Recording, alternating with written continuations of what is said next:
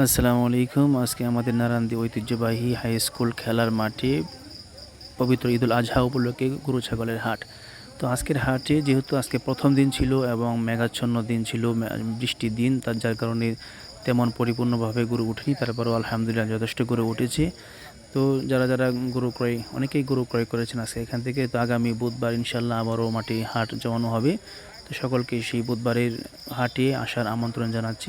তো সকলকে অসংখ্য ধন্যবাদ জানাচ্ছি এবং পাশেই থাকুন। আজকের এই ভিডিওটি আপনারা দেখতে থাকুন। কেমন হয়েছে অবশ্যই আমাকে জানাবেন।